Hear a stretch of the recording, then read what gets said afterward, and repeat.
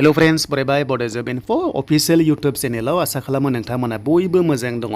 ADRE 2.0 exam date गोदान change जाबाय। दा बे चेन्जआ माबोरै जादों आरो बबेनिफ्राय फैदों नटिसआ बेखौ डिसकास खालामगोन। जानो हागौ नोंथांमोना गासैयावबो गोसारनाय भाइरेल नटिसखौ नुबाय जानांगौ आरो बेनो जाबाय Gr.3 Gr.4 ड्राइभार भेकेन्सिस। एडमिट माब्ला मोनगोन? एग्जामा सानसेयावनो डाबल जासिगोन। दा बेनि सायाव बिग आपडेट लाना फैदों। गासैबो बर' रावजों नोंथांमोना आपडेट मोनगोन। बेखायनो Bodo जब इनफो अफिशियेल YouTube चेनेलाव साबस्क्राइब खालामना ला। जेब्लायबो साख्रि बेनिफ्राय आसाम स्टेटनि जब स्किम लन नोंथांमोना आपडेट मोननो हागोन। प्लास BTC नि साख्रिनि आपडेट नोंथांमोना लेटेस्ट फैयोबा खबरखौ नोंथांमोना मोनबाय थागोन। बेनो जाबाय बर' रावजों। दा जों गोबाव खालामनाय ADRE एग्जाम डेट चेन्ज जाबाय होननानै गोबां नटिस भाइरेल गोसारगासिनो दङ ससियेल मिडियायाव। जों बेखौ दानिया नायनोसै। दा जोङो सेबेयाव फैग्रोबाय आरो सेबेयाव फैनाय लोगो लोगो एग्जाम डेटनि 10 डेज सिगां नोंथांमोना एडमिट डाउनलड खालामनो हागोन। अके स' बेखौ नोंथांमोना फार्स्ट सप्ता सेप्तेम्बराव बेनिफ्राय फार्स्ट सप्ता अक्ट'बराव नोंथांमोना मोनगोन।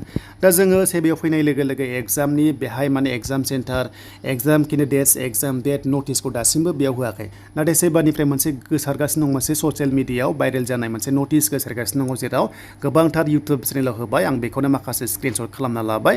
दा अफिसियेलि नटिसआ दासिमबो बेयाव रिलिज जाथ'वा आरो जेब्लानो जायो बिथांमोना किजानि बेयाव आपल'ड खालामगोन। दा मोनसे कनफिडेन्शियेल मोनसे नटिस मोनो आरो बेखौनो बिथांमोना माबोरै मोनखो स' बिनि सायाव डिसकास खालामगोन। प्लास एग्जाम डेटखौ जों दानिया नायनोसै।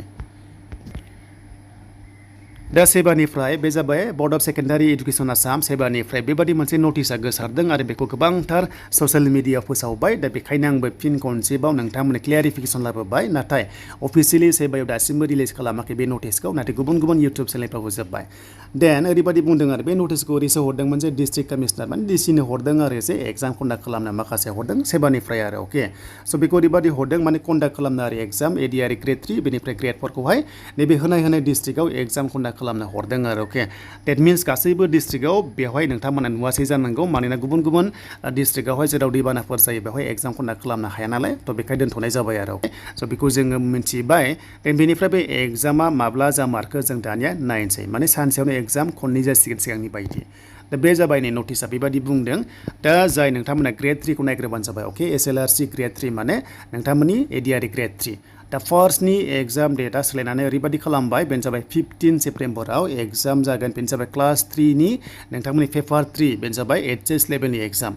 HS लेभेलाव मिथिखादोंमोन ना हायार सेकेन्डारि लेभेलावबो Gr.3 दङ होननानै पस्टआ 3000 दङमोन आरो बिनि केन्डिडेट्सआ ओरैबायदि दङ 11,23,000 दं। दा बेहायनो बांसिन केन्डिडेट्सआ एप्लाइ खालामदों अके देन 29 सेप्तेम्बराव आरोबाव डिग्री फार्स्टनि एग्जामखौ कन्डाक्ट खालामसिगोन फुङाव अके फुङावहाय खालामसिगोन डिग्री फार्स्टनिखौ बेनो जाबाय 5,29,000 केन्डिडेट्सआ दङ बेवहाय अके एन्ड बेलासिखालि माने मर्निं आफ्टारनुनाव आरो लोगोसे बेलासियाव माने फुङावहाय डिग्री जाबाय बेनिफ्राय बेलासियाव हमना ला 1टाफोरनिफ्राय टाइम ओंखारगोन 1टाफोरनिफ्राय ड्राइभारनि एग्जाम जागोन जेराव 2,00,000नि बारा दङ केन्डिडेट्सआ अके स' बेखौ जों बुजिबाय।